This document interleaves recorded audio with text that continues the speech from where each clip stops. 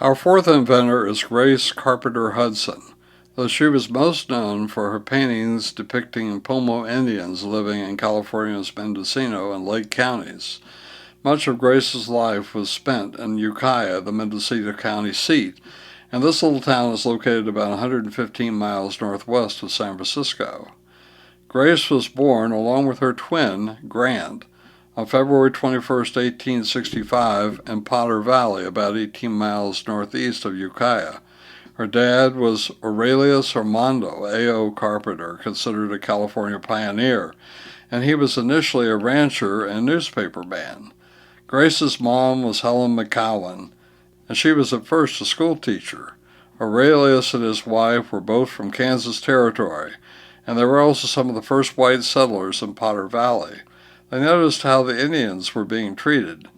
Best land was taken by the newcomers, and the Carpenters became quite paternalistic toward the Native Americans. In fact, Pomo Indians regularly visited the Carpenter home, and both Helen and A.O. became interested in Pomo culture and art. In addition, Grace and her mom began collecting Pomo baskets, some of the best among Native American creations. When Grace was 4 years of age, her family moved to Ukiah, and her parents opened a photography studio.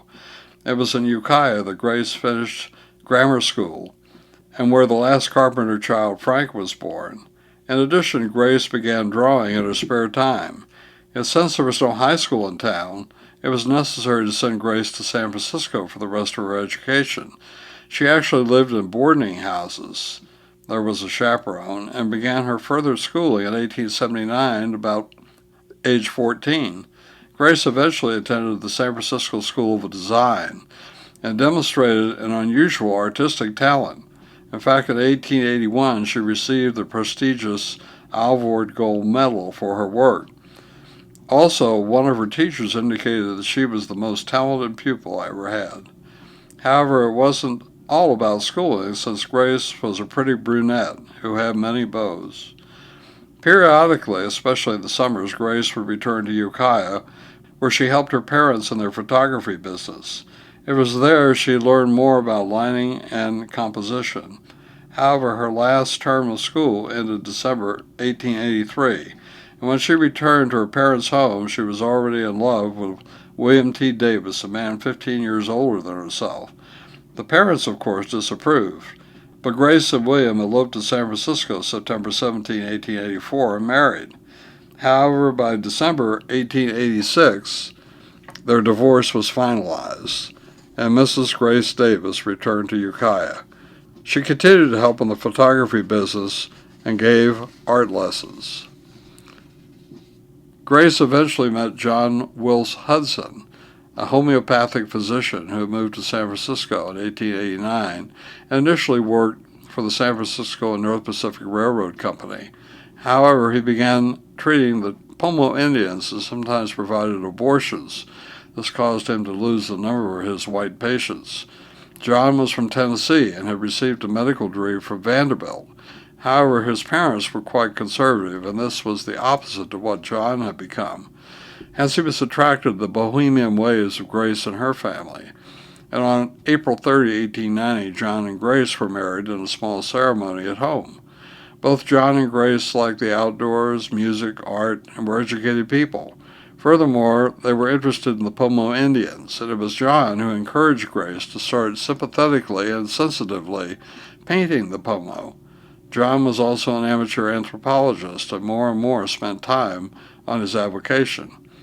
In the summer of 1891, Grace started numbering the paintings that she thought were of professional quality. In addition, her dad began photographing her numbered and unframed works.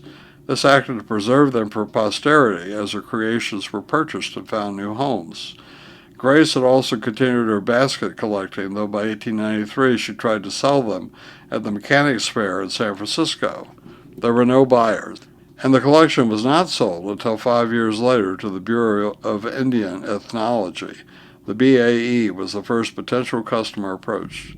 About that time, John wrote Pomo Basket Makers, and this appeared in the Overland Monthly magazine. This article gained him a little more recognition in the hobby John wanted as his profession.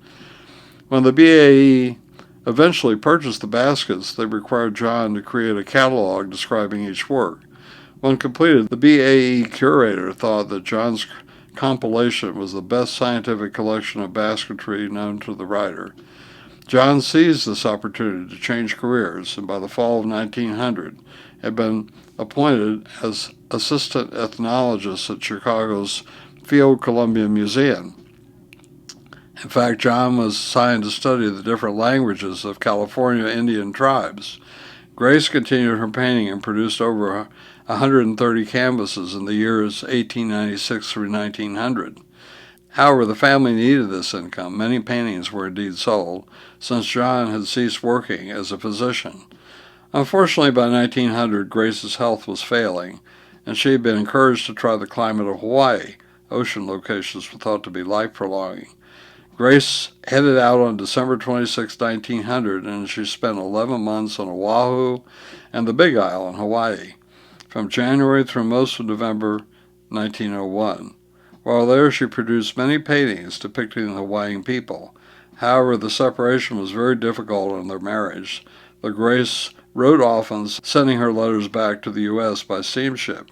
Nevertheless, Grace returned to the U.S. mainland, all there was at that time, by November of 1901, and she was reunited with her husband. The Hudsons remained together for the rest of their lives. By 1906, John resigned his position over the fact that someone had published his work without attribution. John was never employed for the remainder of his life, and Grace was the sole breadwinner in their family.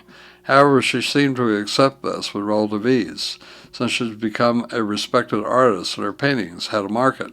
Furthermore, artistry seemed to run in the family, and Grace's twin, Grant, though trained as a lawyer and first working in San Francisco, eventually became a screenwriter. He created many scripts for silent movies in the years 1920 through 1926. By December 23, 1930, Grace filed her first patent, and this was in regard to some toy rabbits she had created to entertain Pomo children. At that time, the places where California Indians lived were called rancherias, so Grace invented a rabbit rancheria, patterning the rabbits after boudoir dolls collected by young women of the 1920s and 1930s. Her Hopi family consisted of Grandpa, Mama, Junior, sister, twins, baby, and Wong, a Chinese housekeeper. She also constructed a house, a wishing well, a washing board with clothes tub. There were papier-mâché stones, mushrooms, sticks, and logs, and it was a very fanciful world indeed. In 1931, she copyrighted her Woodsy Weekly, which detailed the adventures of this rabbit family. However, it was probably her friend Genevieve Pfeffer Warfield, another inventor, who encouraged Grace to file for a design patent about how a creation looks and not its usefulness.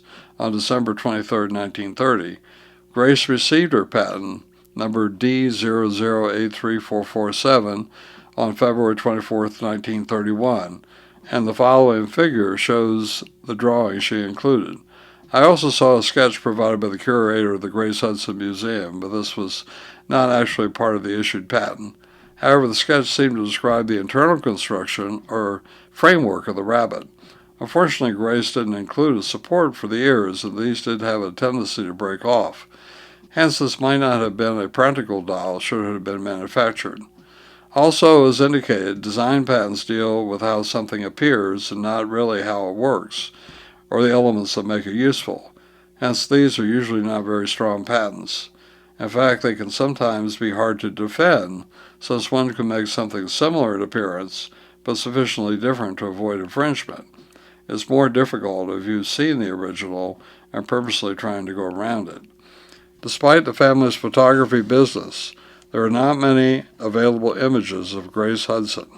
However, the one provided here is very nice. Grace completed many paintings during her lifetime, and one that can be shown is presented as follows. John Hudson died in 1936, and Grace's life ended due to a heart attack on March 23, 1937, at age 72. She had lived a reasonable number of years and had created many beautiful works of art.